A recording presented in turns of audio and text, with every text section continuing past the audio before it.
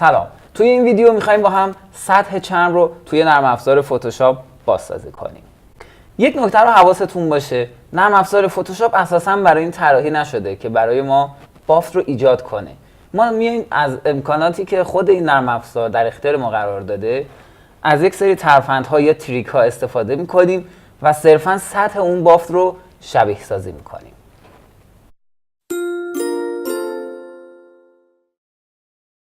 خب یه دونه فایل نیو باز میکنم و من اعداد 1800 در 1000 رو انتخاب میکنم. وارد ابزار گرادینت میشم. همین گرادینت دو رنگ رو انتخاب میکنم.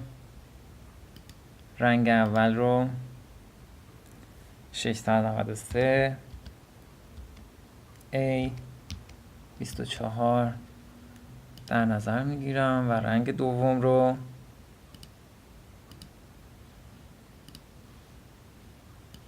9 ای 654 ای انتخاب میکنم. اوکی. و از مود گرادینت ها هم رفلکتد رو برمیدارم، از وسط صفحه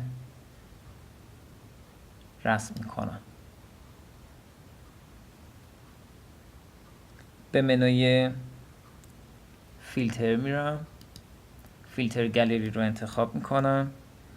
از زیر منوی آرتیستیک اسپانج رو برمیدارم.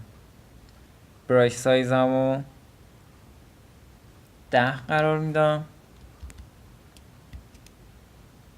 دفینیشن رو 1 و اسموثنس رو 1. اوکی میکنم. لایه جدیدی باز میکنم و رنگش رو سیاه میکنم. به منوی فیلتر میرم، دوباره فیلتر گالری رو باز میکنم. ممکنه شما وقتی که منوی فیلتر رو باز میکنید تکسچر رو همونجا داشته باشید، آرتیستیک رو همونجا داشته باشید، ولی خب حالا ورژن فتوشاپ همون با هم فرق میکنه. من ترجیح میدم از فیلتر گالری واردش بشم. وارد تکسچر میشم در این مرحله و استیند گلاس رو انتخاب میکنم. سایزش رو 11 در نظر میگیرم. بوردرش رو 1 میذارم و لایت رو روی 10 تنظیم میکنم و اوکی میکنم.